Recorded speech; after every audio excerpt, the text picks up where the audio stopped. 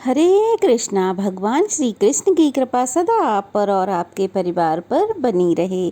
मिथिला पंचांग के अनुसार हर साल अश्विन मास के कृष्ण पक्ष की अष्टमी तिथि को जीवित पुत्रिका या जितिया का व्रत रखा जाता है।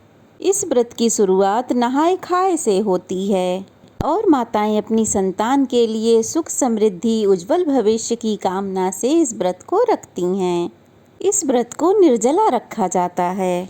मान्यता है कि संतान के लिए रखा गया यह व्रत संतान की किसी भी बुरी स्थिति में रक्षा करता है और यह व्रत सबसे कठिन व्रतों में से एक माना जाता है। इस व्रत को मुख्यतः उत्तर प्रदेश, बिहार, झारखंड, पश्चिम बंगाल जैसे अनेक राज्यों में रखा जाता है। संतान प्राप्ति की कामना से भी इस व्रत को रखा जाता है।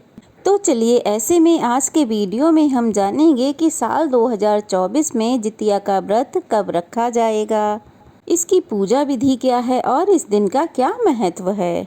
सबसे पहले आप सभी को जीवित पुत्रिका व्रत की ढेर सारी शुभकामनाएं।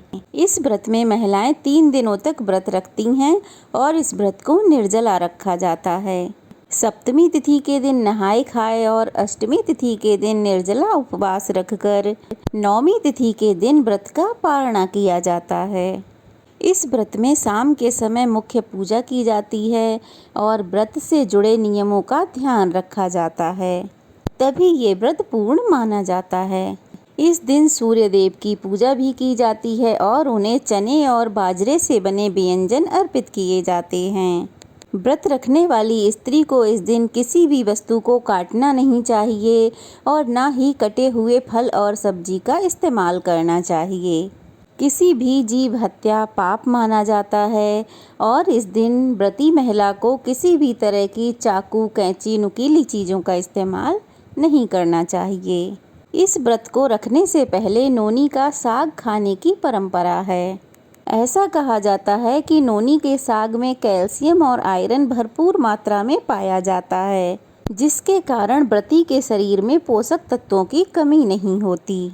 इस व्रत के बाद महिलाएं पूजा में अर्पित किया हुआ लाल या पीले रंग का धागा गले में पहनती हैं। उसके बाद कोई शुभ दिन देखकर उसे उतार लिया जाता है। जीमूत वाहन भगवान की पूजा में सरसों का तेल और खल चढ़ाया जाता है और फिर व्रत के पारण के बाद यही तेल बच्चों के सिर में लगाया जाता है। माना जाता है कि ये भगवान का आशीर्वाद है। पौराणिक मान्यता है कि इस व्रत को जो भी माँ करती है उसे कभी भी अपने संतान के वियोग नहीं सहना पड़ता है। उनकी संतान को लंबी उम्र और जीवन भर सभी दुखों और तकलीफ़ों से सुरक्षा मिलती है। इस दिन गंधर्व राजकुमार जीमूत वाहन की पूजा की जाती है। महाभारत युद्ध में अपने पिता की मृत्यु के बाद अश्वत्थामा बहुत नाराज हुए और क्रोध में आकर वे पांडवों के शिविर में घुस गए। शिविर में उस समय 5 लोग सो रहे थे। अश्वत्थामा को लगा कि वे 5 पांडव हैं। तभी अपने पिता की मृत्यु का बदला लेने के लिए उसने उन 5 को मार डाला। दरअसल वे द्रौपदी जी के 5 पुत्र थे। इस बात की सूचना जब अर्जुन को मिली तो उन्होंने अश्वत्थामा को बंदी बनाकर उनकी मणि छीन ली। अब अश्वत्थामा को और भी क्रोध आ गया। तब उसने अभिमन्यु की पत्नी उत्तरा के गर्भ में पल रहे बच्चे को गर्भ में ही नष्ट कर डाला।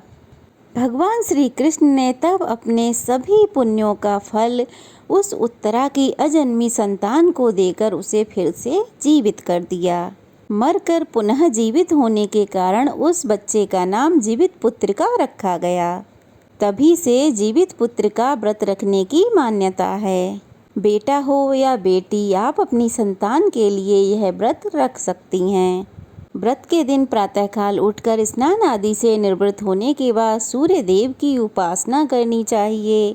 घर के मंदिर में एक चौकी रखकर उस पर लाल रंग का या पीले रंग का वस्त्र बिछाकर उसके ऊपर एक थाली रखकर उसमें सूर्य नारायण की प्रतिमा रखकर उसे दूध से स्नान कराएं, धूप दीप जलाएं, धूप दीप अर्पित करें, सूर्य देव को भोग लगाकर उनकी आरती करें। इस दिन मिट्टी या गाय के गोबर से सियारिन या चील की मूर्ति बनाकर उनकी पूजा की जाती है। कुसा से बने जीमूत वाहन भगवान की पूजा की जाती है। उन्हें धूप दीप अक्षत अर्पित किए जाते हैं। व्रत की कथा पढ़ने अथवा सुनने के बाद सबसे अंत में आरती की जाती है और फिर क्षमा याचना की जाती है और अगले दिन व्रत का पारण करने के बाद ज़रूरतमंद लोगों को दान दिया जाता है।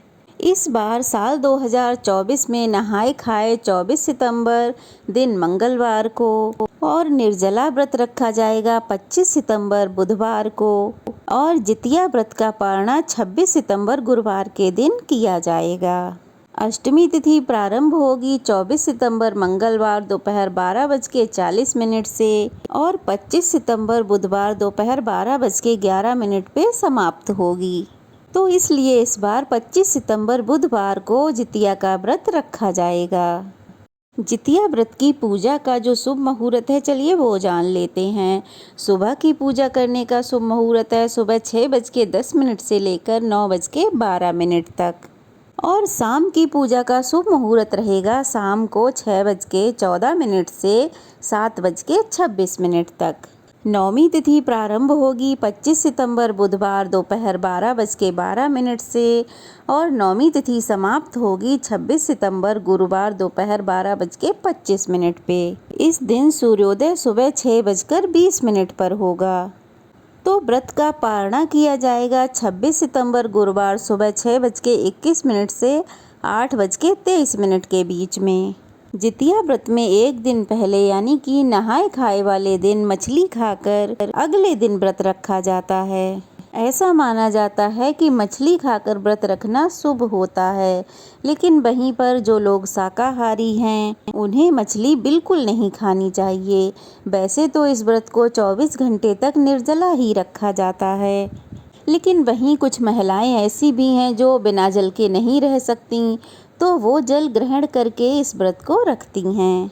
जितिया व्रत के पारण में अडुए की लिट्टी, गेहूं के आटे की दूध पिट्ठी, देसी मटर करी, झिंगली तोरी की सब्जी, अरबी की सब्जी, नोनी साग, पोई साग के पकौड़े, कासी फल की सब्जी, खीरे का रायता, तरह तरह के व्यंजन खाए और खिलाए जाते हैं। ये थी आज की वीडियो। कैसी लगी कमेंट बॉक्स में ज़रूर बताइएगा। अच्छी लगी हो तो वीडियो को लाइक कीजिएगा, शेयर कीजिएगा और अगर नए हैं तो प्लीज़ चैनल को सब्सक्राइब कर लीजिएगा। ढेर सारा प्यार और आशीर्वाद दीजिएगा। तो चलिए फिर मिलते हैं। एक बार फिर से आप सबको जितिया व्रत की ढेर सारी शुभकामनाएँ। तो चलिए फिर मिलते हैं, तब तक के लिए जय श्री राधे राधे राधे।